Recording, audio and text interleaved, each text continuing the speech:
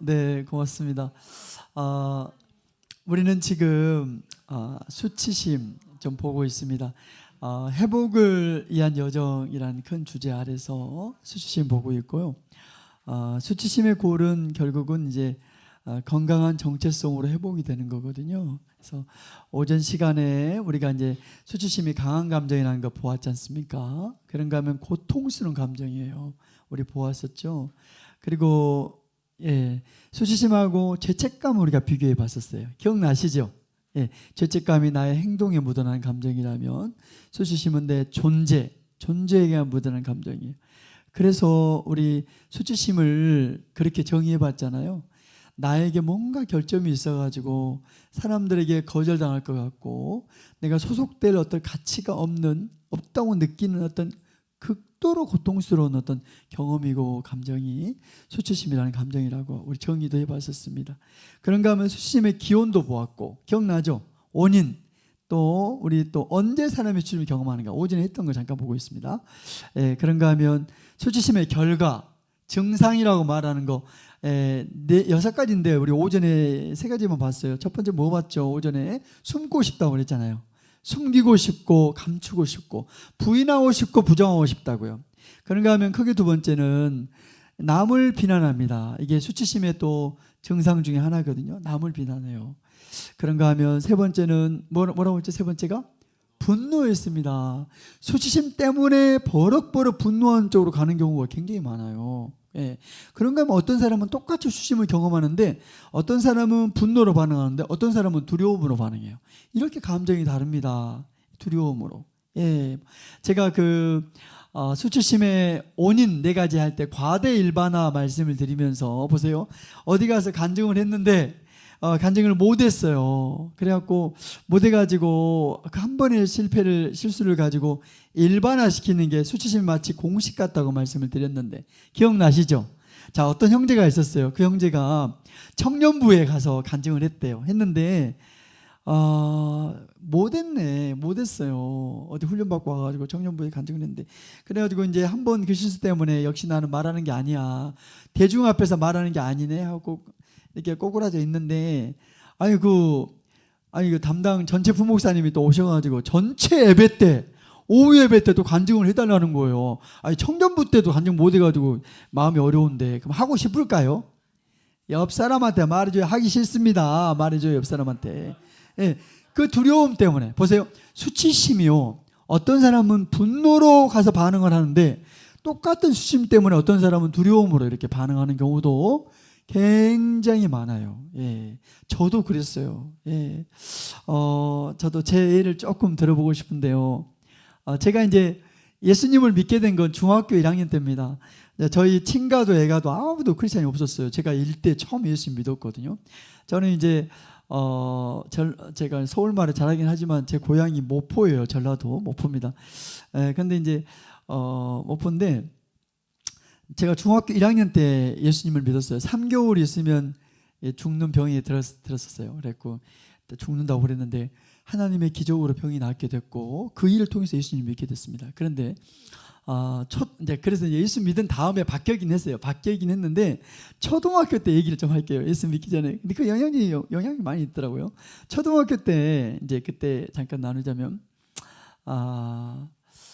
이제 저희 아버지가 이제 알코올에 문제가 있었습니다. 알코올 중독이 있었어요. 아버지가. 그랬던 아버지 욕을 엄청 잘했어요. 모포가 원래 욕 잘하는 동네입니다. 내가 별로 안 좋아해요. 고향이긴 한데 고등학교까지 나도 모포에 다녔는데 아무튼 우리 아버지는 모포에서도 욕을 잘하신 분이셨어요. 아무튼 얼마나 욕을 우리 아버지가 잘했냐면 우리 아버지 알코올에 문제가 있지만 그래도 이제 직업이 모포의 그 시장 중에 장사하는 시장이 청호시장이라고 있거든요. 그 모포에서는 제일 큰 시장이에요. 장사시장. 우리 아버지가 그 시장 총무였습니다. 그러니까 제가 그 시장 총무 아들이에요. 그냥 얼마나 욕을 우리 아버지가 잘했냐면 내가 지금도 기억나는데 제가 중학교 때 한 번은 자전거를 타고 모포에 유달산이라고 있습니다. 거기 순환도를 다녔다고 하는데 플랜카드가 붙여졌더라고요. 제 몇 회 모포 욕대가 있었어요. 모포에 당시에 누가 거기에 입상하냐면요. 욕을 얼마나 창조적으로 만들어내느냐가 입상의 조건이에요. 근데 우리 아버지가 얼마나 욕을 잘하셨냐면 우리 아버지는 욕대에 출마하는 게 아니라 욕대 심사위원으로 요청을 왜냐하면 그 욕대 밑에 써있어요. 협찬, 목포 총무시장. 우리 아버지가 시장 총무니까 당연히 거기 심사위원이죠. 우리 아버지는 욕을 얼마나 잘하냐면 어떤 사람 얼굴을 딱 보면 그 사람 얼굴에 딱 맞는 욕을 그 순간에 만들어갖고 해버리거든요. 얼마나 욕을 잘하시네. 근데 우리 아버지한테 내가 욕을 얼마나 많이 먹고 자랐겠습니까? 예수도 안 믿는 우리 아버지. 근데 내가 지금도 기억나는데 초등학교 때 이제 중학교 때부터 바뀌었다고요. 근데 초등학교 때 제가 공부를 완전 못했어요. 혹시 여기 공부 못했던 적 있는 분 계신지 모르겠지만 저는 완전히 못했습니다. 초등학교 때 한 반이 그때 당시에 제가 70명일 때 학교에 다녔는데 한 반이 70명이면 제가 68등쯤 했거든요. 그리고 내 친구가 항상 69등, 70등이에요. 우리 선이 날마다 손잡고 다니면서 맛있는 거 나는 뭐 먹고 꼭 숙제를 안 해가지고 숙제 안 해온 사람 5명 앞에서 손바닥 맞을 때 꼭 서로 얼굴 쳐다보거든요. 아, 이게 숙제였냐 서로 물어봐요. 알림장에다 안 써갖고 하니까 이걸 아무튼 간에 그때 당시 생각나는데 지금도 얼마나 공부를 못했냐면 시험 좀 안 보면 좋겠더라고. 시험 볼 때 어차피 다 모르는 거고 근데 시험 볼 때면 꼭 내 친구인데 지금도 못 보고 가면 내 친구입니다. 나는 중학교 1학년 때 예수님 믿고 바뀌었는데 그 친구는 안 바뀌고 계속 가버린 친구 있어요. 그래도 내 친구죠. 근데 그 70등짜리 그 친구가 꼭 시험 볼 때만 내 옆에 앉기를 원해요. 그리고 나한테 보여달라고 그래. 그러면 나는 68등. 근데 그 친구가 어차피 내가 쓴 답이 틀린 답이거든요. 근데 그 친구는 이 나의 틀린 답을 보고 써버리더라고요. 아무튼 근데 그 친구가 끈떡하면 주먹, 그 친구가 싸움을 잘했어요. 끈떡하면 주먹으로 내 배 때리면서 네 공부 잘한다고 개기지 마. 이런 말 제가 많이 듣고 자랐거든요. 근데 이제 그때 초등학교 때 그 무렵에 제가 지금도 기억나는데 제가 원래 말을 좀 더듬었어요. 하나님의 은혜로 이게 회복이 됐는데 원래 말을 더듬었습니다. 근데 책도 잘 못 읽었다고요. 근데 선생님이 딱 오시면 오늘 5일이잖아요. 내가 25번이야. 근데 5번 읽으라고 그래. 그때 나는 두려워. 내가 25번이니까 15번 하면 두려워. 25번 하면 제가 일어나갖고 호흡 조절을 잘 못했습니다. 책도 말을 원래 더듬으니까. 지금도 기억나요. 그 말 못했을 때가. 근데 이렇게 공부도 못하죠. 싸움도 못하죠. 거기다 말도 더듬고 있는 이런 나를 이런 나를 보면서 우리 아버지가 많이 하셨던 말이 있어요. 그 얼마나 제가 좀 이따 이제 좀 자세히 이제 그런 부분 나눌 텐데 일단 그 전에 제가 이 수치심을 논문을 썼어요. 논문을 나중에 공부하면서. 근데 이게 제가 강의를 할 줄 어떻게 알았겠습니까? 나의 약함을 프로세스하려고 했던 건데 어느 날부터인가 이걸 강의를 하게 되더라고요. 왜냐하면 사람들이 너무 모르더라고요, 이걸. 여러분 저는 그런 두려움이 있었어요. 말하는 데한 두려움이 오랫동안 제 마음 한켠에 있었습니다. 말을 잘 못한다는 두려움. 이게 조금씩 회복이 됐어요. 예수님 믿은 다음에 이제 공부도 좀 하게 되고 아무튼 회복이 좀 됐는데 이게 여전히 제 마음 한켠에는 말 못한다는 두려움 그리고 이게 얼마나 많은지 몰라요. 평가에 대한 두려움. 오랫동안 제 마음 한켠을 사로잡았습니다. 뭐 몇 사람 있는 데서 말하는데 사람 대중 앞에서 이렇게 말하는 게 대한 두려움이 늘 많았습니다. 국제 YM에 제가 있을 때는 강의할 기회가 없었어요. 왜냐면 영어를 잘 못하니까 저한테 누가 강의를 시키겠습니까? 영어 잘하는 사람들이 엄청 많은데 조금 하긴 했지만 잘하는 사람들이 훨씬 많죠. 그러니까 영어할 기회가 없었는데 문제는 제가 한국으로 들어오니까 이제 강의할 기회가 주어지는 거예요. 제가 처음 한국에 왔을 때 그러니까 이 말을 대중 앞에서 이렇게 한 게 오래된 것도 아니에요. 근데 한국에 막 왔을 때 지금도 기억나요. SBS라는 그 균합법제 성경연구학교라는 학교가 있거든요. 근데 그 학교 제가 학교장이 이제 제가 스위스에 있을 때 아는 형제인데 이제 그 학교 한 간사님들하고 학생 합치면 한 100명 됐었어요. 학생이 한 7, 80명 됐으니까 100명 모임인데 그게 9개월 과정입니다. 근데 처음에 3개월 마치고 간증을 한 사람이 해야 된다는 거예요. 학교 자체적으로 100명 앞에서. 그런데 그 학교장 그 간사님이 제가 저랑 친했으니까 나한테 그 100명 앞에 간증을 해달라는 그래서 제가 몇 번 얘기했거든요. 나는 사람들 앞에서 말하는 걸 잘 못한다고 안 한다고 몇 번 얘기했는데 그 친구도 고집이 세라고 나한테 하려고 내가 결국 했거든요. 하는데 제가 지금도 기억나요. 그 간증을 할 때 제가 마이크로 내 입을 얼마나 많이 때렸는지 몰라요. 그렇게 말하는 데는 두려움이 많았다고요. 근데 하나님이 이렇게 말 못하고 수치심이 많았던 저를 조금씩 이렇게 강의를 얼마나 안 하려고 했는지 몰라요. 강의를 처음에 왜 하게 됐냐면 제가 이제 국제 YM에서 나올 때 그 브루스 탐슨이라고 우리 YM 전체 그 상담학교 만든 분이 하나님의 다림치라는 어떤 강의가 있습니다. 그 자기 강의인데 그걸 저한테 허락해 줘갖고 이제 허락을 받고 제가 나왔는데, 아니 이제 왜 하게 됐냐면 그 강사가 펑크가 난 거예요. 그분이 외국에서 와야 되는데 안 와버리면, 그러니까 학교에 강사가 없잖아. 그런데 그래갖고 제가 하게 된 겁니다. 이게 하려고 한 게 아니에요. 그래서 이제 어떻게 이제 강의를 하게 됐던 거예요. 아무튼간에 말하는 게 대한 두려움이 얼마나 많았는데 이게 조금씩 회복이 됐어요. 제가 오늘 또 생각했어요. 어제까지 수원에서 강의하고 여기 넘어오면서 어떻게 내가 강의를 하게 됐나. 그렇게 말하는 데한 두려움도 많고 수치심이 많았던 저를 이렇게 작은 나를 하나님이 이렇게 회복의 여정을 밟아가게 하시는구나. 너무 하나님의 은혜가 고맙고 감사하고, 한 번도 장래 꿈이 말하는 사람들 앞에 말하는 게 아니었는데 그런 두려움이 제게 많았어요. 여러분, 수치심의 증상이 이런 것들입니다. 숨고 싶고 비난, 분노, 두려움. 여기서 저한테 속했던 건 이거 하고 이게 제가 많았어요. 두려움. 이것만 있는 거 아니에요. 또 증상 중에 완벽주의라고 있습니다. 완벽하게 처리하려고 하는, 저도 그런 욕구가 많았어요.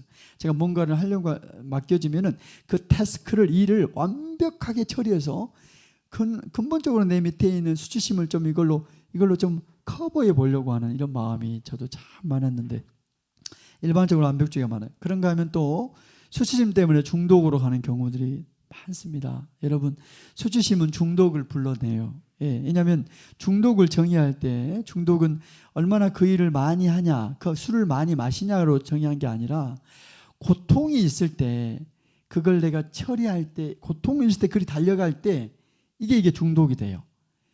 중독의 이게 기본적인 어떤 메커니즘이거든요. 심리적 메커니즘, 마음 작동 방식인데, 내 삶에 스트레스가 있고 고통이 있을 때 그 고통을 마취, 우리가 보통 수술 받을 때도 마취 주사 맞잖아요. 그 고통을 잊기 위해서, 잊어버리기 위해서. 중독이 그런 기능을 해요. 마취시키는 어떤 기능. 지금 내가 맞닥뜨리고 있는 이 스트레스와 이 고통을 잊어버리고 싶다고요. 이 일을 잊어버리기 위해서 술로 가는 거, 아니면 게임으로 가고, 아니면 드라마를 막 계속, 이런 게 이제 중독이 되거든요. 여러분, 고통인데 수치심이야말로 인생을 살아가면서 사람이 경험하는 고통 중에 가장 큰 고통이에요. 그래서 수치심 때문에 중독으로 가는 경우도 굉장히 많습니다. 보통 이제 중독을 얘기할 때는 중독나무라는 게 있거든요. 여러분 들어보셨나요? 중독나무? 모르시네요. 사과나무가 있다고 합시다. 사과나무에 사과가 열매가 맺히잖아요. 열매가 있듯이 중독나무에 중독의 열매들이 있어요. 다양한 중독은 이제 크게 둘로 나눠지는데, 하나는 물질 중독이고 하나는 행위 중독입니다. 다양한 중독의 열매들이 있죠. 알코올 중독도 있고 또 음식 중독도 있어요. 잔뜩 먹고 화장실 가서 다 개어내는 그런 중독도 있습니다. 불루미아라고 얘기해요. 그런가 하면 또 아예 그냥 안 먹는 그런 것도 있지만, 또 뭐 다양한 중독들이 있어요. 그것만 있는 게 아니고 요즘은 행위 중독. 교회 안에는 물질 중독은 그리 많지 않습니다. 교회 올 때 누가 막 술 먹고 오고 뭐 마약하고 오고 이런 사람 별로 없잖아요. 근데 숨겨진 중독, 행위 중독이 교회 안에는 굉장히 많습니다.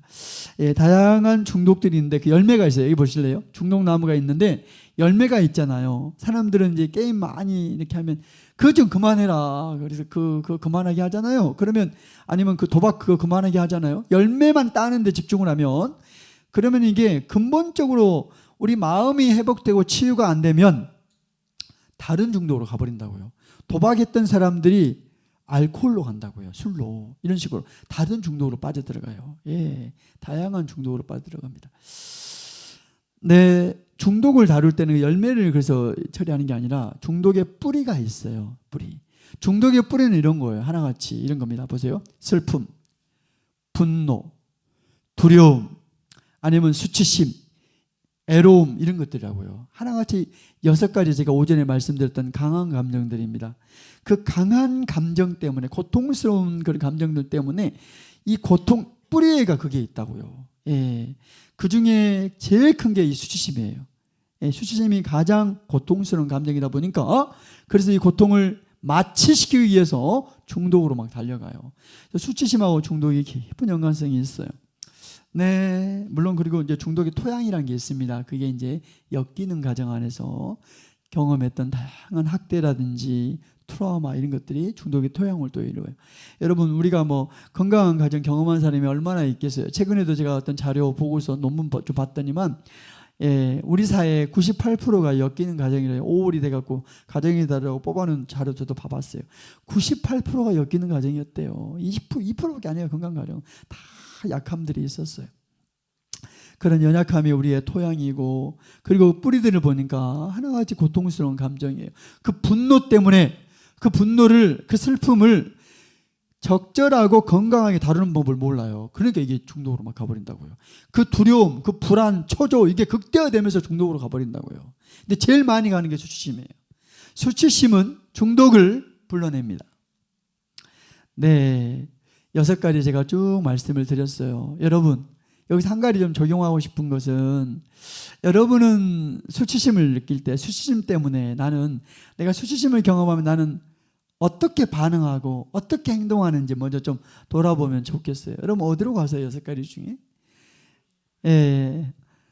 어떤 사람은 숨기고 싶은 대로, 어떤 사람은 비난, 분노, 두려움, 완벽주의, 중독. 나는 어디로 가고 있는가? 강의를 들으시면서 한 분 한 분 안에 하나님의 계시가 있었으면 좋겠습니다. 네, 그런가 하면 이제 이거 할 거예요. 오늘 이거 하려고 앞에는 그냥 했던 거예요. 어떻게 하면 이 수치심에서 회복될 수 있을까? 이 부분 이제 나눌 거예요. 여러분 이 수치심에서 건강한 정체성으로 회복되려면 첫 번째는 내 안에 나의 이런 영역에 수치가 있구나, 이걸 알아차려야 돼요. 인식한다고 얘기하거든요. 여러분 내 마음 안에, 내 삶에 이런 영역에 수치심이 있구나. 이 수치심 촉발제라는 게 있어요. 제가 한번 따라하겠습니다. 수치심 촉발제. 이게 버튼이 있어요. 사람마다. 자기가 수치로 많이 가게 되는 어떤 부분에 수치로 가는 어떤 영역들이 있다고요. 아까 제가 몇 가지만 말씀드렸는데, 외모라든지 학벌이라든지 집안의 배경이라든지 어떤 이유들이 좀 있습니다. 그런 이유로 인해서 어떤 영역에 내가 수치가 있는지를 빨리 알아차리는 게 1단계예요. 인식하는 게. 그런가 하면 2단계는 내 안에 어떤 취약성이 있다는 걸 깔끔하게 좀 인정하는 게 필요해요. 인정하는 거. 여러분 제가 수치심 얘기하고 있지만, 여러분 우리가 삶에서 경험하는 다양한 병리가 있는데, 병리는 어떻게 만들어지냐면요, 공식이 좀 있어요. 보세요. 원래 내 안에 어떤 취약성이 있었어요. 그 취약성과 내가 지금 맞닥뜨리고 있는 스트레스가 있어요. 스트레스. 이 취약성하고 나의 취약성과 스트레스가 만나잖아요. 이게 병리로 가요. 공식입니다. 원래 내 안에 취약성이 있었다고요. 사람마다 다 달라요. 자기의 어떤 약한 부분이 벌러러비너티라고 얘기하는 어떤 취약성이 있었는데, 이 취약성을 가진 내가 오늘 맞닥뜨리고 있는 관계의 어려움이든, 자녀 문제든, 부부 관계든, 직장 내의 다양한 관계의 어려움들, 경제적인 어려움이든, 아니면 건강의 어려움이든, 사람마다 스트레스가 다양해요. 근데 보세요. 내 안에 원래 취약성이 있었다고. 어떤 취약성이 있었는데, 이런 내가 지금 스트레스를 딱 만났는데, 이럴 때 이 병리로 많이 가요. 여러분 제가 왜 수치심을 나누냐면, 취약성이 있잖아요. 나의 어떤 취약성, 거기에 수치가 있어요. 이 취약성과 나의 취약성하고 수치심이 이게 같이 다닙니다. 여러분 저를 한번 따라하겠습니다. 수치심과 취약성은, 다 따라하세요. 수치심과 취약성은 옆 사람한테 말해줘요. 같이 다닙니다. 그러니까 vulnerability라고 얘기하는 그 취약성이 있는 곳, 거기 수치심이 있다고요. 이게 회복이 안 되잖아요. 수치가. 그러면 이게 스트레스를 만나면서 이게 병리적인 다양한 삶의 형태로 이게 나아가게 되거든요. 여러분 그 취약성을 먼저는요, 깔끔하게 인정하는 게 필요해요. 이걸 다른 걸로 무화과나무 잎으로 가리려고 하지 말고, 사람들이 자기 수치를 좀 가려보려고 무화과나무 잎으로 얼마나 이 수치를 가려보려고 시도합니다. 아까 제가 은유적으로 말씀드린 거예요. 은유법을 세워갖고. 보세요 여러분, 이런 무화과나무 잎을 사용한다고 제가 말씀드렸잖아요. 외모. 그러니까 성형이 이렇게 우리 사회가 많아요. 성형이라든지, 아니면 우리 남편의 사회적인 어떤 지위라든지, 돈 잘 번다는 거, 돈 많다는 거, 아니면 내가 그 유명한 사람, 그 높은 사람, 그 유명한 사람 내가 안다는 거. 아니면 우리 자녀가 좋은 대학 다닌다는 거, 아니면 제가 그랬어요. 강의 잘한다는 거, 막 이런 거 있잖아요. 이런 거라든지. 아무튼 자기가 잘하는 어떤 영역이 있습니다. 어떤 이런 것들로 자기의 수치를 좀 가려보려고, 이런 무화과 나무 잎으로 수치를 가려보려고 시도하는 경향이 얼마나 많은지 몰라요. 여러분, 근데 무화과 나무 잎으로는요, 수치가 가려진다고요? 무화과 나무 잎으로는 옆 사람한테 말해줘요. 안 가려집니다 하고 말해줘요. 빨리 옆 사람한테. 뒷사람한테 말해줘요. 안 가려집니다. 말해줘요. 뒷사람한테. 예. 여러분, 그렇게 무화과 나무 잎으로 나의 수치를 가리려고 하지 말고, 나의 그 취약성을, 수치가 있는 그 취약성을 여기 인정하는 게 필요해요. 그렇게 되기를 바랍니다. 이게 두 번째예요. 자, 첫 번째가 제가 7단계로 말씀을 드릴 거예요. 수치심에서 회복되고 빠져나오려면, 수치심을 극복하려면, 회복되려면 7가지 단계가 필요한데, 첫 번째가 뭐라고 있습니까? 첫 번째는 알아차려야 돼요. 내가 이 영역에 수치가 있구나. 저 같은 경우는 말을 잘 못한다는, 그거 관련해서 오랫동안 제가 어려움이 있었어요. 두 번째는 뭐라고요? 그 취약성을 그냥 인정하는 거예요. 인정하는 거. 그리고 세 번째는 진정한 나를 찾아가는 접근이 세 번째입니다. 왜냐하면 많은 사람들이 가짜 자기, 그러니까 가짜 정체성이거든요. 그게 난 줄 알아요. 그렇게 살아가는 사람들 굉장히 많고, 특별히 교회 안에 크리스찬들 중에 진짜 많아요. 가짜 정체성이라고 얘기합니다. 가짜 자기는 이런 거예요. 첫 번째는 이상적 자기. 이게 난 줄 알아요. 이상적인 자기인데, 이것은 진짜 나가 아니라 내가 되고 싶은 나거든요. 나 이런 사람 되고 싶었는데 그게 난 줄 알아요. 그런 크리스찬들 진짜 많더라고요. 보세요. 우리 가족들이 기대하는 나의 어떤 모습, 나도 이런 사람 되고 싶었고, 크리스찬들 중에 진짜 많아요. 이상적인 자기, 이 가짜 자기 중에 대표적인 부분이에요. 그런가 하면 두 번째, 가짜 자기 두 번째는 뭐냐면 이런 거예요. 가면 인격이라고 말합니다. 남들의 눈에 비춰지는 내 모습, 그게 난주한다고. 가면 인격. 그런가 하면 세 번째는 내면 비판자라고 얘기합니다. 내면 비판자. 그러니까 내면 비판자는 뭐냐면, 어릴 적에 우리 양육자로부터 우리가 많이 들었던 비판의 메시지들이 있었겠잖아요. 비난하는 말들이나 이런 것들. 여러분, 한 사람의 인생에 가장 오래도록 남는 말은 엄마의 말이래요. 아빠의 말. 엄마 아빠가 돌아가셨음에도 그 말이 여전히 남아있어요. 어릴 때 들었던 그 비난의 말, 그거 남아있다고. 이걸 내재화라고 얘기합니다. 그 내면 비판자가 가짜 자기의 한 어떤 형태가 되고, 그런가 하면 내면 비판자의 영향력 때문에 그 결과로 자기 비하적 자기라고 얘기해요. 이상적 자기와는 정반대의 어떤 자기 비하적인 자기. 이것도 가짜 정체. 하나같이 네 개가 다 가짜 정체성이거든요. 이거 말고 진정한 나, 진짜 나를 좀 찾아가는 접근이 수치심에서 회복되려면 이게 있어야 돼요. 그렇게 되길 바랍니다. 그러니까 진짜 나, 이거 찾아가려면 이런 연습하면 좋아요. 오늘 내 감정은 좀 어떤지, 내가 선호하는 건 뭔지, 원하는 게 뭐고 바라는 게 뭐고, 나의 미래에 내가 원하는 게 뭔지, 이게 나를 좀 들여다보는 접근들을, 이런 걸 해보는 접근은 나를 찾아가는 데 있어서 굉장히 좋은 방법입니다. 그런가 하면 네 번째 단계 말씀드릴게요. 수치심의 뿌리. 나의 이 수치심은 그럼 어디서 시작됐나? 어디서 이게 생겨난 거지? 하고 나의 수치심의 뿌리를 찾아가는 접근도 회복에서 굉장히 중요한 접근입니다. 보세요, 여러분. 뿌리를 찾아가려면 이런 걸 좀 몇 가지 체크해 보면 좋아요. 첫 번째, 우리가 성장 과정에서 자연스럽게 익혔던 어떤 규칙들이 좀 있습니다. 성장 과정에서 내가 익힌 나의 어떤 규칙들, 이것도 찾아볼 필요가 있고, 그런가 하면 또 여러분 가족 안에 신조, 가훈이라고 그러잖아요. 이런 것도 좀 봐보세요. 그것하고 연결돼서 수치심이 시작된 경우도 많아요. 성장 과정에 익혔던 규칙이라든지 가훈, 이런 것들. 그런가 하면 예를 들어서 여러분의 부모님은 어떤 분이셨는가, 완벽주의자는 아니었는가, 나의 부모님이 완벽주의자는 아니었는가, 이런 것도 좀 체크해 볼 필요가 있고요. 그런가 하면 내가 좀 이쁜 짓 하고 말 잘 들었을 때 가정 안에서 어떤 보상이 있었고 나는 어떻게 칭찬을 받았는지, 이런 것도 좀 생각해 보고, 그런가 하면 체벌, 가정 안에서 체벌이 있었을 때 어떤 훈육 방식, 가정 안의 훈육 방식은 어떻게 일어났나, 이런 걸 어린 시절을 좀 돌아보면서 나의 수치심의 뿌리를 찾아보는 거 건강한 접근입니다. 예를 들어서 가정 안에서 혹시 여러분이 돌봄을 받지 못했던 적은 없었는지, 애로움을 많이 경험하고 투명인간 취급받았던 적은 없는지, 무시받고 오해받은 적 없었는지, 이런 것들을 좀 더듬어 보면서 나의 수치심의 뿌리가 어디서 시작됐는지를 찾아보는 거예요. 예, 회복에서 굉장히 좋은 접근입니다. 아니면 여러분이 성장 과정에서 여러분의 양육자, 주 양육자, 많은 경우는 부모님이죠.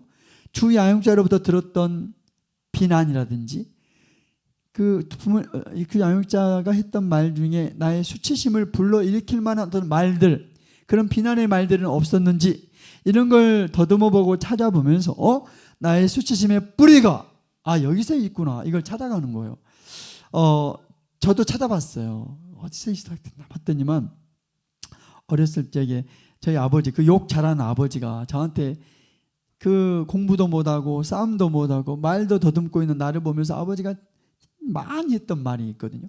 그 나의 수치심을 불러일으킬 만한 내가 들었던 비난, 이거 오랫동안 이게 내 마음 안에 있었어요. 이거 내가 문장을 그대로 써봤어. 우리 아버지가 이 말을 나한테, 말을 더듬고 있는 나를 향해 우리 아버지가 이 말을 얼마나 많이 했는지 몰라요. 이거 그대로 제가 써봤거든요. 읽기는 쉽네. 그대로 했어요. 근데 이 말이 여러분 경상도라 잘 모르죠. 뭐 말이에요 이게? 뭔가 부족하다, 덜 떨어졌다, 이런 말. 이 말 얼마나 많이 들었는지 몰라요. 내가 이 말 할 때 이 말 때 진짜 많이 들었어. 또 이 말 할 때 우리 아버지의 그 말의 억양과 얼굴 표정이 내가 그대로 기억나요. 네가 하면서 좀 쉬었다가 뭘 하면서 액센트 들렸다가 하겠냐 했던 이런 거 많이 들었어요. 네가 그러지 뭐 좀 잘 못했을 때. 근데 여러분 너무 놀라운 게요, 우리 아버지가 그 알코올 아버지가 나중에 이제 예수님 믿고 돌아가셨거든요. 근데 아버지 돌아가셨어요 이제. 근데 이제 제가 YM에 오래 있다 보니까 학교장도 하고 또 리더하도 하고 막 그랬거든요. 리더하다가 제가 항상 잘했겠습니까? 못할 때, 실수할 때 있었겠잖아요. 자, 내가 뭔가 실수하고 못할 때면 네가 그러지 뭐, 이게 여러 번 내가 생각이 나더라고요. 어느 날 생각해봤어. 어디서 많이 들어본 말이더라고. 처음에는 몰랐거든요. 네가 그러지 마, 어디서 많이 들어봤더라고. 가만히 생각해보니까 우리 아버지가 어릴 때 나에게 많이 했던 말, 이런 걸 내재하라고 얘기한다고요. 여러분의 수치심의 뿌리는 어디서 시작됐는지, 이런 것들을 좀 찾아보는 과정은 회복의 여정에서 굉장히 중요한 접근입니다. 그런가 하면 5단계는 이제 뭐냐면 이런 거예요. 5단계는 그 수치심을 누군가에게 터놓고 누군가에게 말할 수 있어야 돼요. 내 안에 이런 수치가 있었다고. 제가 말을 더듬었던 어릴 때의 모습이라든지, 말하는 데한 두려움이 많았던 이런 것들, 제가 처음 간증할 때 이렇게 마이크로 내 입을 많이 때렸던 이런 거 있잖아요. 말하기 시작했어요. 이런 것을, 이 수치스러운 이런 영역을 누군가에게 말하고 그 친구가 나를 공감해 줬거든요. 나도 그런 적이 있었다. 네가 얼마나 힘든데 내가 이해한다. 이런 공감, 내가 말을 했는데 그 사람이 나를 지지해 주고 공감해 줄 때 얼마나 회복이 되는지 몰라요. 여러분, 수치심이 많은 사람일수록 고립이라든지 숨김으로 많이 가거든요. 그리 가면 안 되고 이걸 누군가에게 터놓고 말할 수 있어야 돼요. 너무너무 중요한 접근입니다. 사랑하는 여러분, 우리가 인생을 그리스도인으로 건강하게 살아가려면 3가지가 필요하다고 우리 YM의 그 상담학교에 오셨던 강사분 중에 샌드라 윌슨이라고 있는데, 그분의 책도 한국말로 번역이 됐더라고요. 그분이 이제 우리 YM 학교 중에 중독 상담 사역학교에 오셔서 강의할 때 늘 얘기하더라고요. 우리가 그리스도인으로 이 땅을 건강하게 살아가려면 3가지가 중요하다고, 그게 중독에서 빠져나올 수 있는 비결이다 하면서 얘기하셨던 거 제가 지금도 기억나요. 첫 번째는 겸손함이 필요한데, 피조물로서의 겸손함이 중요해요. 여러분, 저를 한번 따라할까요? 피조물로서의 겸손함. 내가 죄인이기 때문에 겸손하다, 이런 사람들은 그 죄를 회개하고 나잖아요. 그럼 언제 자기가 그랬다는 듯이 정죄 사이드로 가가지고 사람들을 정죄할 때 이런 경향들 굉장히 많아요. 그러니까 죄인이기 때문에 겸손함도 필요하지만 더 결정적이고 중요한 것은 피조물로서의 겸손함이 나의 영성을 건강하게 유지해 가는데 굉장히 도움돼요. 피조물이라는 말은 안전하지 않단 말이잖아요. 나도 넘어질 수 있고 나도 실패할 수 있고 나도 실수할 수 있다는 이런 피조물로서의 존재론적 감각, 이런 피조물로서의 겸손함이 오늘 나의 영성을 건강하게 유지해 가게 만들어요. 첫 번째고, 두 번째는 날이 갈수록 하나님하고 친해져야 돼요. 날이 갈수록 하나님과 친밀한 삶이 이게 이제 우리의 영성을 건강하게 하고 중독에서 빠져나오게 하는데 굉장히 도움이 됩니다. 그리고 세 번째는 지금 이거예요. 투명한 삶. 내 삶의 고통스러운 이야기들, 수치스러운 이야기들, 내가 이것만큼은 누구한테도 말하고 싶지 않는 그런 이야기들을 여러분 인생의 몇 사람한테는 말할 수 있어야 돼요. 아무한테나 다 말하지는 못하죠. 아무한테나 말하는 사람 그게 문제가 있어요. 그럼 바운더리, 경계선이 없는 사람이 그래요. 그러면 안 되고, 그러나 여러분 인생에 몇 사람은 있어야 돼요. 내 삶의 고통스러운 이야기들, 수치스러운 이야기들, 숨기고 싶은 이야기를 나눌 수 있는 여러분의 멘토나 몇 사람은 꼭 있어야 됩니다. 수치심도 그래요. 여기서 회복되려면 그 수치심을 터놓고 말할 수 있고, 그때 공감받을 때 여러분 이 수치로부터 회복되는 데 있어서 굉장한 파워가 이 부분이에요. 그렇게 되기를 바랍니다. 그래서 이제 근데 이제 우리가 친구한테 이런 걸 말할 때 어떤 친구는 또 내가 한마디 하면 지는 두 마디에, 그러니까 기도해야 된다고 이렇게 해야 된다고 막 옆 사람한테 말해줘요. 그런 친구한테는 말하지 마세요. 말해줘요. 막 해결책을 막 두려고. 그러니까 아예 그래도 이제 여러분 말을 해야 되고, 그러니까 그 친구한테 미리 가이드라인을 미리 주세요. 먼저 그 친구한테 이렇게 말하기 전에 말 많이 하려고 하는 친구 있잖아요. 지가 막 해답 막 주려고 하는 그 친구한테 미리 말해줘. 내가 너한테 지금부터 30분 말하고 싶은데 너한테 무슨 해결책을 내가 기대하고 말하는 거 아니다. 너는 좀 공감만 해달라고. 지금부터는 30분만. 너는 그냥 여러분 사람이 상담 잘하려면 세 가지만 잘하면 됩니다. 저를 한번 따라 한번 해볼래요? 따라하세요. 예, 이것만 잘하면 상담 잘할 수 있어요. 근데 또 뭐 그거 할 때 막 그것만 하고 자빠져 있으면 안 되고, 이렇게 하면서 고기도 좀 끄떡 끓여주고 이렇게 공감하는 기술이 좀 필요합니다. 아무튼 간에 그 친구한테 말해주라고요. 지금부터 30분 동안 너한테 네가 오늘 한 사람 한 명 살린다 하면서 얘기하면서 이렇게 공감만 좀 해달라고 얘기하면서, 여러분 그렇게만 해도 효과가 있어요. 근데 어떤 사람은요, 얘기하면 막 더 강한 패를 갖다 내밀어버려. 더 강한 패를. 힘들었다고 얘기하면 아직 죽지는 않았네 이런 식으로 말해본다.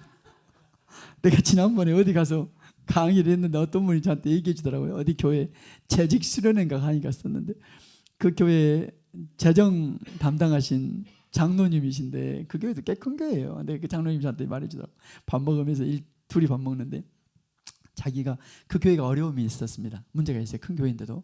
그래갖고 이제 힘들고 어려워서 자기 교회 원래 그 초창기 장로님이 계시대. 지금 은퇴한 장로님인데 그분이 그 교회를 세웠다더라고요. 근데 너무나 힘들어갖고 장로님한테 찾아가서 말했대요. 장로님, 지금은 제가 수석 장로 또 재정 담당 장로가 됐지만 너무 교회 이런 때문에 힘들다고.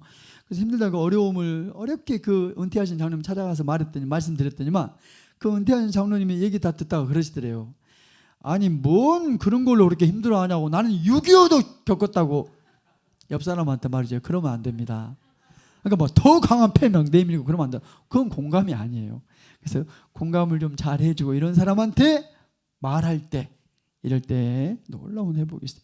그러면 6단계는 뭐냐면, 수치심에서 회복되려면 6단계는 이제 수용하는 거예요. 내가 나를 이렇게 내가 생각해도 찌질해. 내가 생각해도 정말 나도 마음에 안 들어요. 사람은 누구나 보이고 싶은 모습이 있고 보이고 싶지 않는 모습이 있다고요. 이 보이고 싶지 않는 모습, 이 나를 있는 모습 그대로 수용하는 접근이 중요해요. 이걸 수치심에서 회복되려면 이 보이고 싶지 않았던 나의 이 모습을 있는 모습 그대로 수용하는 게 너무너무 중요합니다. 그런 의미에서 자기 수용이란 말은 사람은 누구나 강점이 있고 약점이 있다고요. 장점이 있고 단점이 있습니다. 이걸 통합해서 수용한다는 걸 말해요. 그런데 우리 교회 안에 우리 그리스도인들은요, 그러니까 약점, 잘 못하는 거 있잖아요. 이런 나를 어떻게 대하냐면, 접근하냐면 많은 그리스도인들이 두 가지로 접근해요. 첫 번째는 실수하고 실패하고 잘 못하는 나에 대해서 어떤 그리스도인들은요, 수용하는 게 아니라, 어떤이 아니에요, 대부분 그래요. 어떤 사람들은 이 잘못하고 실패한 나를 얼마나 닥달하는지 몰라요. 못하는 나가 잘할 수 있도록 달리는 말에 채찍을 가하는 거예요. 막. 제가 지난번에도 상담하면서 만났던 어떤 형제님이 얘기해 주더라고요. 그 형제님이 15년을 노력했대요. 자기가 잘 못하는 나가 잘할 수 있도록 15년을 노력했대요. 그 형제가. 제가 결론만 말씀드리자면, 옆 사람한테 말해줘요. 그래봤자 못하는 거 못합니다. 말해줘요. 옆 사람한테 지금 빨리. 그래봤자 못하는 거 못합니다. 말해주세요. 여러분, 그렇게 닥달하고 막 못하는 나를 잘하도록 막 이렇게 할 게 아니라 조금 거기서 멈추고 그 못하는 나를 있는 모습 그대로, 그 실패하고 실수한 나를, 거기도 김영석이에요. 그 나를 형석아 너 그래도 괜찮아 하고 있는 모습 그대로 수용해주는 이 접근이 여러분이 그토록 기대하는 그 성숙에 더 빨리 가는 방법이에요. 그게 그렇게 되기를 바랍니다. 세상 누가 나를 수용해 주기를 기대하는 것보다 여러분이 여러분을 수용해 주셔야 돼요. 그래도 괜찮아 하고 수용해 주는. 그런가 하면 어떤 크리스찬들은요, 이 못하고 실수하고 실패하는 나에 대해서 얼마나 화가 나 있는지 몰라요. 자기가 자기한테 화가 나 있어요. 그래가지고 자기가 자기 자신에 대해서 얼마나 화가 나가지고 자기가 자기를 이렇게 막 조집니다. 그 조지는 걸 멈춰야 돼요. 옆 사람한테 말이죠. 그 조지지 마세요 하고 말해 주십시오. 지금 몸을 돌려서. 그리고 그걸 멈추고 그 실수하고 잘 못하는 그 날을 그냥 있는 모습 그대로 이렇게 수용해주는 접근, 이게 수치심에서 회복될 수 있는 아주 중요한 접근입니다. 그렇게 되기를 바랍니다. 제가 6단계를 쭉 말씀드렸어요. 첫 번째가 뭐였죠? 수치심에서 회복되려면 알아차려야 돼요. 아, 내가 이런 여기에 수치가 있었네 하고 인식한다고, 그러고 알아차려야 돼. 두 번째는 뭐였습니까? 그 부분이 나의 취약성이 있는 영역이거든요. 그걸 깔끔하게 인정하는 거예요. 세 번째는 뭐였습니까? 가짜 자기 말고요. 수치심 많은 사람일수록 가짜 자기에 고착되어 있어요. 그거 말고 진정한 나를 찾아가는 여정이 시작되고, 네 번째는 뭐였죠? 어디서 시작됐지 이런 수치가, 이 수치가. 그러면서 뿌리를 좀 찾아보는 접근. 다섯 번째는 뭐였습니까? 중요해요. 다섯 번째가 누군가에게 이걸 터놓고 말할 수 있어야 말하기. 여섯 번째는 뭐였습니까? 있는 모습 그대로 형사가 너 그래도 괜찮아 하고 수용해주는, 세상 어떤 사람이 나를 수용해주기를 기대하는 것보다 내가 나를 수용해주는 이 접근이야말로 수치심에서 회복될 수 있는 중요한 접근입니다. 그런가 하면 이제 핵심은 마지막 실당, 이게 제일 중요해요. 그 수치심 때문에 많은 사람이 중독으로 달려간다고요. 우리는 중독이 나의 진정한 피난처가 될 수 없잖아요. 이 수치심을 가지고 누구에게 달려가야 되냐면 하나님께로 피해야 돼요. 하나님이 우리의 진정한 피난처. 수치심 때문에 하나님께로 피하는 저와 여러분이 다 되셨으면 좋겠어요. 우리 오늘 본문이었는데 시편 71편 다 한번 성경을 열어보시겠습니다. 시편 71편 1절과 2절을 여러분 목소리가 좀 들려지도록 크게 한번 읽어볼까요? 시편 71편 1절과 2절입니다. 다 펴가지고 함께 읽겠습니다. 시작. 여호와여, 내가 주께 피하오니 내가 영원히 수치를 당하게 하지 마소서. 주의 의로 나를 건지시며 나를 풀어주시며 주의 길을 내게 기울이사 나를 구원하소서. 하나님께 피하고 있는 여기 시편 기자처럼 저와 여러분이 그 수치를 가지고 하나님께로 피하는, 중독을 향해 달려가는 게 아니라 하나님께로 피하는 저와 여러분이 다 되셨으면 좋겠습니다. 여러분 보세요. 어릴 때 이제 이 수치심이요, 정체성하고 깊은 연관성이 있어요. 수치심과 정체성은 아주 깊은 연관성이 있습니다. 그래서 존 브래드쇼라는 그 심리학자는 수치심 분야의 이제 대가입니다. 그분이 책 중에 수치심과 관련된 책들 여러 권 썼는데 그 중에 하나가 수치심의 치유라는 아주 좋은 책을 썼어요. 존 브래드쇼는 수치심을 정의할 때 이렇게 정의했더라고요. 여러분 저를 보실래요? 수치심은 강한 감정으로 분류하기보다는 수치심은 우리의 신분, 우리의 정체성과 관련된 어떤 신념, 핵심 신념이다 이렇게 얘기했더라고요. 우리의 정체성하고 깊은 연관성이 있다고요. 여러분 보세요. 사람이 생각이나 사고 이것과 신념, 믿음 이게 좀 달라요. 어떻게 다르냐면 우리의 어떤 생각이나 사고, 생각이 이게 한 번, 두 번 하는 생각하고 신념이 다르다고요. 우리 생각이 거듭되고 반복되고 이게 딱 굳어져 버린 게 신념이에요. 빌리프라고 얘기하고 신념이고 이게 믿음입니다. 그러니까 보세요. 예수님에 대한 나의 생각을 뛰어넘은 어떤 믿음이 있다고요. 그분은 나의 구원자입니다. 그분은 나의 생명입니다. 그분은 나의 반석입니다. 이런 믿음, 신념이 있다고요. 그런데 그러듯이 나 자신에 대한 어떤 신념이 있습니다. 믿음이 있다고요. 여러분 너무 놀라운 게 많은 사람들 마음 안에 깊은 신념이 들어가면 자기 자신에 대한 부정적인 신념 굉장히 많아요. 나는 실패자야.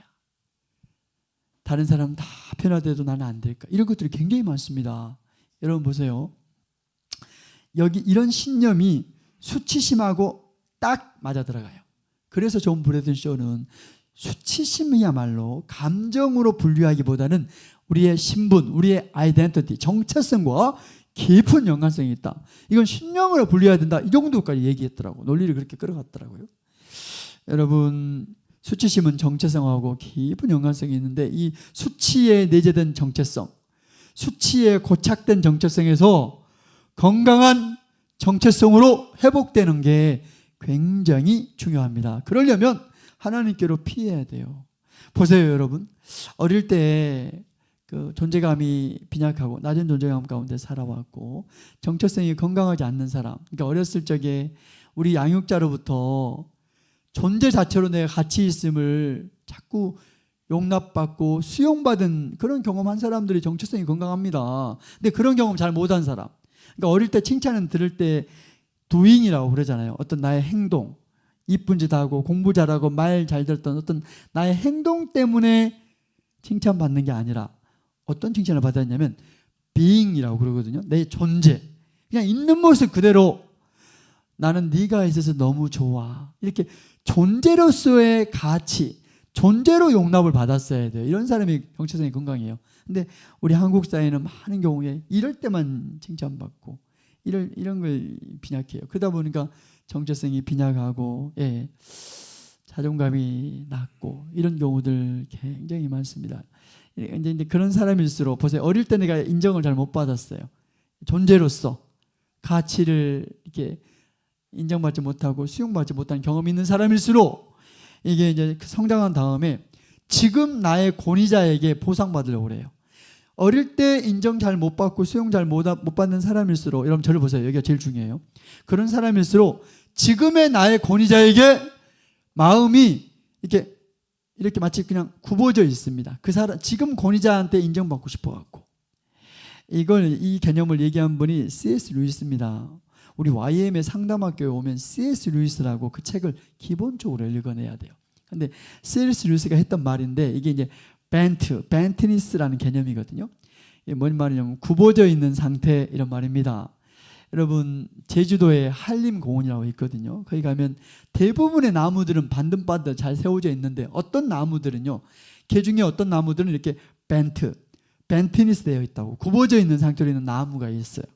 마치 나무가 굽어져 있는 것처럼 우리 자아상이, 자기 정체성이 이렇게 굽어져 있는 사람이 있습니다. 누구한테 굽어져 있냐면 어릴 때 결핍 때문에 지금 나의 리더에게, 그러니까 우리 직장 안에 지금 나의 이사님에게, 그 부장님에게 굽어져 있다고요.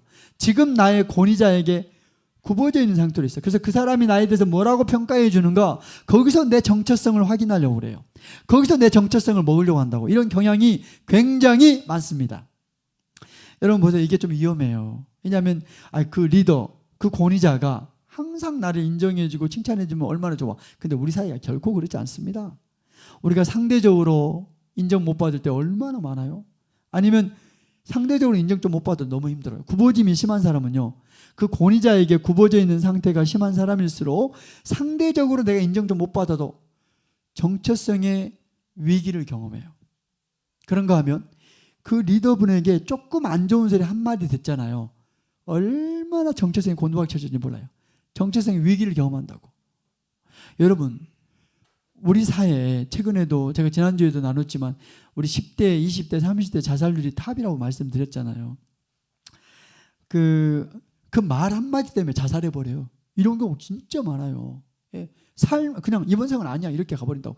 그러니까 이게 굽어지면 심하면 심한 사람일수록 그 사람의 말 평가 하나 때문에 정체성의 근간이 막 흔들려 버린다고. 그러면서 중독으로 많이 가버려요. 보세요 여러분, 자기 파괴적인 삶의 형태로 간다고요.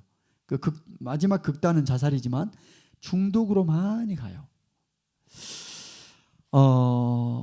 제가 지난번에도 서울에 어디 강의 갔다가, 서울이 아니죠, 부산에 있는 어디 교회 강의 갔어요.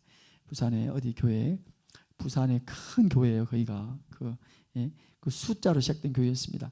그 교회 강의 갔다가 그 교회에 어떤 청년부 수련회 강사로 갔었어요. 청년부가 엄청 많더라고. 그 교회는 갔는데 그 교회 청년부에 출석한 어떤 자매님이 자신의 삶을 좀 나눴는데 그 자매가 어떤 직장에 근무했냐면 자매들이 많이 있는 직장에 근무했어요. 환자에 근무했는데 그 자매들, 제가 그 자매 얘기 들으면서 알았어요. 자매들이 많이 있는 직장일수록 상당히 세더라고요. 그 자매 얘기 들으면 알았다니까요. 그 이제 회식이 있었대요. 회식이 있는 자리인데 회식 자리에 물론 팀장도 자매님이에요. 그리고 한 20명의 팀원이 있는데 함께 있는 자리에서 그 팀장 자매님이 저한테 상담받은 자매에게 한마디 했대. 너는 왜 그렇게 눈치가 없냐 한마디 했대요. 근데 여러분, 너는 왜 그렇게 눈치가 없냐 그 말 한마디 때문에 그날 그 자매님이 집에 돌아와갖고 너무너무 화가 나가지고 잠을 못 잤대요. 너무너무 화가 나가지고. 지가 나를 뭘 안다고 하면서 화가 막 너무 나가지고. 여러분 보세요. 벤티니스, 이 굽어짐이 심하면 심한 사람일수록 그 리더나 권위자의 말 한마디 때문에 정체성의 위기를 경험하는 때가 얼마나 많은지 몰라요. 보세요. 어떤 사람은 심지어 자기가 리더예요. 많은 사람이 진짜 리더에게 굽어져 있는데 어떤 사람은 진짜는 자기가 리더, 자기가 팀장이야. 근데 팀원한테 굽어져 있는 사람도 있습니다. 왜 이런 일이 벌어지냐면 실제적인 내가 리더지만 내가 그 팀원들에게 인정받으려고 하잖아요. 그러면 팀원들이 마음속 리더가 돼버려요. 이게 실제 리더와 마음속 리더가 달라요. 어릴 때 인정 잘 못 받고 결핍이 심한 사람, 상처가 있고 트라우마가 치유가 안 된 사람일수록 지금 그러니까 부모, 엄마 아빠예요. 아빠인데 자녀한테 굽어진 사람도 많습니다. 엄마가 자녀한테 굽어져 있어. 마음속 리더가 돼버린다고요. 그 사람이. 이런 경우 진짜 많아요. 여러분, 이 모든 굽어짐에서 허리를 쭉 펴야 돼요. 여러분, 앞으로 우리가 여러분이 어떤 관계 안에서 누가 앞으로 여러분을 향해서 누가 여러분 씹을 때, 미안해요 제가 너무 심하게 말했는데 서울말로 말하면 여러분 누가 깔 때, 여러분을 향해 누가 험담할 때 할 일이 있어요. 다 오른손 들어봐요. 여러분 지금 들어보세요. 허리를 만지는 거예요. 허리를 쭉 펴야 돼요. 그 사람 말에 계속 굽어지잖아요. 그 사람의 평가 하나가 내 정체성의 근간을 흔들어 버려. 정체성의 위기를 맛본다고. 그래서 여러분이 하실 일이 그 사람에게 굽어지면 안 되고 허리를 쭉 펴서 하나님을 향해 펴야 된다고요. 그렇게 되기를 바랍니다. 이 허리 펴는 의미를 굳이 그 리더분에게 굳이 설명해 줄 필요는 없습니다. 그분 가신 다음에 그분이 나에 대해서 예를 들어서 나를 향해 비판하고 나를 향해서 너는 왜 그 모양이냐 하면서 어떤 판단한다든지 부정적인 어떤 이런 여러분의 피드백을 들었을 때 하실 일이 있어요. 그 사람 간 다음에 그 말 때문에 또 여러분이 곤두박질 쳐지고 또 여러분이 실패감 속에 좌절감 속에 갈 게 아니라 정체성의 위기, 그 수치심 때문에 그 안에 함몰될 게 아니라 허리를 쭉 펴고 하나님께 묻는 거예요. 하나님, 그 권위자는, 그 리더는 나에 대해서 이렇게 말했는데 하나님은 나를 어떻게 보십니까? 하나님께 묻는 게 필요하다고요. 그렇게 되기를 바랍니다. 왜냐하면 진리는, 내가 누구인지 그 진리는요, 그 리더의 관점이 아닙니다. 진리는 하나님의 관점이에요. 하나님의 관점이 진리입니다. 믿으십니까? 저를 한번 따라하겠습니다. 여러분, 진리는 다 따라하세요. 진리는 옆 사람한테 말해줘요. 하나님의 관점입니다 하고 말해주세요. 뒷사람한테도 몸을 돌려서 말해주세요. 진리가 하나님의 관점이라고. 그래서 여러분, 어떤 사람에게 여러분이 무슨 어떤 좀 안 좋은 말들, 험담하는 말들, 또 판단하는 말들 들었을 때 하실 일이 있어요. 허리를 쭉 펴고 하나님을 향해 펴고 이렇게 하나님께 묻는 거예요. 저를 한번 따라하겠습니다. 하나님, 다 따라하세요. 하나님, 나 누구입니까? 하고 하나님께 묻는 거예요. 그렇게 되기를 바랍니다. 하나님께 묻는 게 중요해요. 제가 원래 이제 보통 강의 가면은 지금 이때 어떻게 하냐면 A4 용지를 다 나눠줘요. 나눠줘가지고 세로로 접게 합니다. A4 용지. 지금 여기서는 안 할 거예요. 여기는 이제 연령차가 좀 심하고 해서 잘 안 할 텐데. 원래 이제 제가 청년부 강의를 많이 가거든요. A4 용지를 양쪽으로 세로로 접어 다시 펴. 그래갖고 왼쪽 위에 제목은 뭐냐면 나는 나를 어떻게 생각하는가, 이게 제목이에요. 그래서 나는 나에 대해서 어떻게 생각하는가를 왼쪽에다 쭉 쓰게 합니다. 특별히 나도 내가 수치스럽다고 느끼는 그런 영역과 관련해서, 나도 내가 수치스럽다고 느끼는 그 영역과 관련해서 나는 나에 대해서 어떻게 생각하는가를 왼쪽에다 쭉 쓰게 합니다. 그리고 나서 오른쪽의 제목은 뭐냐면 하나님, 나 누구입니까? 이게 오른쪽 제목이에요. 나는 나에 대해서 이렇게 생각했는데 이런 나를 하나님은 어떻게 보십니까? 이게 오른쪽이잖아요. 그리고 이제 하나님께 기도하게 해요. 기도하고 하나님이 주신 마음들을 오른쪽에다 쓰도록 그렇게 합니다. 이게 이런 옥샵을 좀 하거든요. 옥샵을. 그러니까 이 A4 용지 양쪽으로 이쪽에다는 내가 생각하는 나, 이쪽은 기도하면서 하나님이 나에게 주신 하나님의 관점, 하나님은 나를 어떻게 보시는지 이걸 오른쪽에 쓰게 해요. 그 다음에 오른쪽에 썼던 이 내용만 가지고 사람들에게 이제 이렇게 나누게 하잖아요. 오른쪽만 나누게 해요. 손 들고. 그러면 너무 놀라운 게 하나님이 얼마나 창조적으로 다양하게 그 사람에게 딱 맞는 하나님이 다양하게 말씀하는 거 너무너무 저는 많이 봤습니다. 이 오른쪽 다 똑같은 말을 하지 않는다고. 넌 내 사랑하는 아들이다. 넌 내 사랑하는 딸이다. 이 말만 한 게 아니라 그 사람에게 딱 맞는 말들 너무너무 다양하게 말씀하신. 그러니까 하나님이 우리에게 가죽옷을 입혀주신다면 무화과 나무 잎으로는 수치가 안 가려져요. 가죽옷. 창세기 3장 23절에 보면 하나님이 그 아담과 수치 가운데 아담과 하에게 동물을 잡아서 그 표피, 그 가죽으로 옷을 지어 입혀주지 않습니까? 하나님이 지어주신 가죽옷, 그게 진정한 수치의 어떤 대안책이 될 수 있습니다. 가죽옷을 입어야 돼요. 하나님이 지어주신 가죽옷. 하나님께로 피해갔고. 근데 이제 하나님 우리에게 만약 가죽옷을 입혀주신다면 하나님은 여러분의 사이즈를 알아요. 하나님이 가죽옷을 입혀줄 때 다 95 사이즈로 그냥 찍어내듯이 다 해버리면 어떤 사람은 95가 너무 클 수도 있고 어떤 사람은 너무 작을 수도 있고 다 다르잖아요. 하나님은 여러분에게 어떤 항생제가 필요할 줄 압니다. 다 비타민 C가 아니에요. 어떤 사람은 A가 필요하고 어떤 사람은 D가 필요하고. 그래서 하나님 나 누구입니까? 하고 물었을 때 하나님의 관점, 하나님의 마음을 들여다보면 듣다 보면은 내가 누구인지 다 똑같이 말씀한 게 아니라 너무너무 다양한 문장으로 여러분에게 딱 맞는 하나님이 해주시는 그 말씀 한마디가 여러분의 오랜 세월 수치의 해답이 될 수 있습니다. 그렇게 되기를 바랍니다. 한 가지 예를 한번 들어볼게요. 제가 한 번은 지금도 어떤 모임에 가서 한국이 아니에요. 제가 호주에 있을 때 일입니다. 호주에서 상담학교 간사할 때 했어요. 호주에서도 제가 한 4년 정도 상담학교 간사를 했었거든요. 지금도 기억나요. 거기서 이제 상담학교 간사할 때인데 그날 제가 이제 MC 진행자를 맡았어요. 그 한국 사람도 있고 외국 사람도 있고 섞여 있는 그런 모임이었는데 그 모임에서 이걸 했어요. A4 용지 다 쓰게 하고 왼쪽은 내가 생각하는 나 수치스러운 나와 하니 쓰고 그다음에 오른쪽은 이제 하나님이 주신 마음을 쓰게 했는데 오른쪽만 있게 했거든요. 근데 누구든지 좋습니다. 손 들고 말해달라고 했는데 한 자매가 손을 들고 얘기했어요.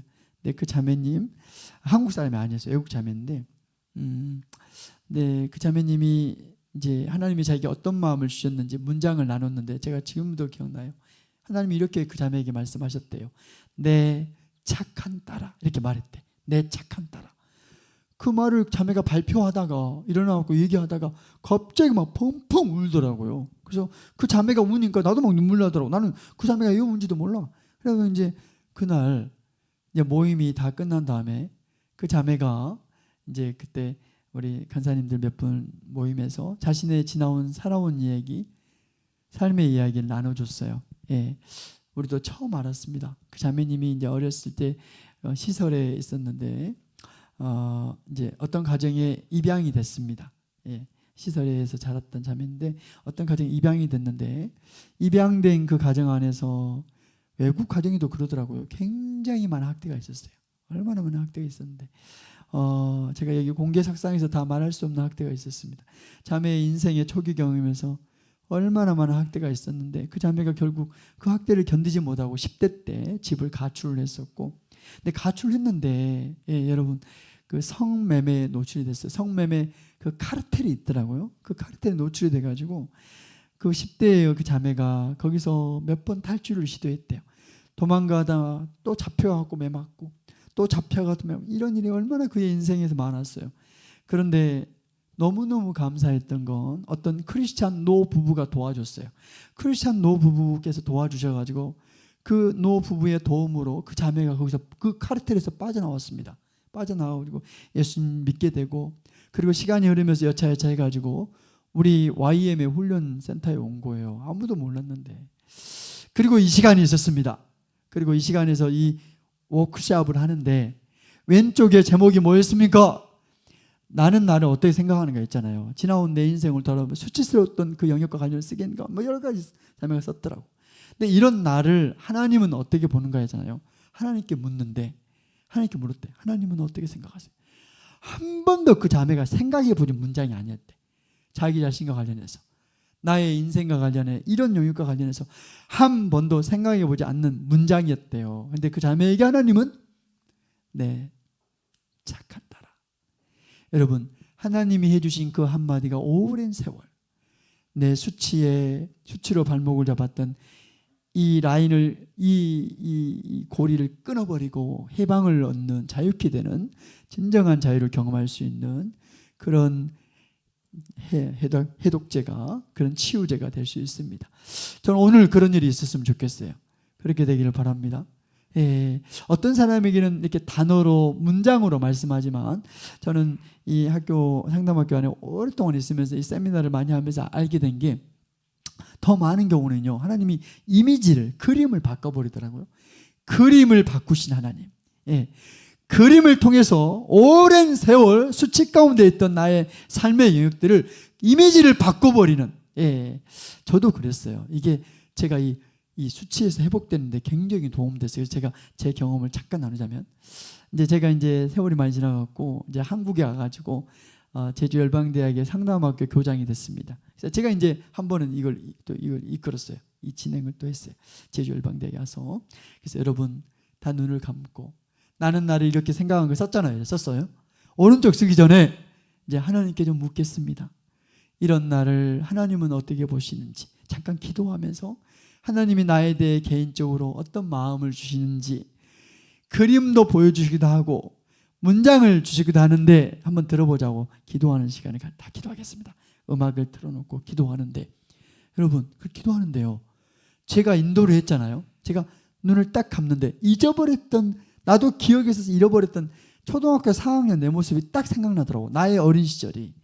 초등학교 4학년 그때 그 무렵에 그러니까 저는 저희 아버지가 늘 술이 취한 그 아버지가 집에 오면 온 가족이 다 도망갔어요. 늘 어머니도 우리 이남 3년인데 아버지한테 잡히면 늘 맞고 욕하니까 늘 도망 다녔는데, 그래서 아버지만 오시면 그래서 온 가족이 다 이게 도망갔다가 아버지 주무시는 한 10시쯤 되면 어디서 왔는가 다 이렇게 이산가족처럼 흩어졌다가 다 모여가지고 이제 집에 들어가고 그런 경험이 많았습니다. 근데 이제 그래서 늘 이렇게 초등학교 때 이렇게 늘 혼자 이렇게 막 걸어서 도망다니면서 걸어서 막 그런 때가 많았어요.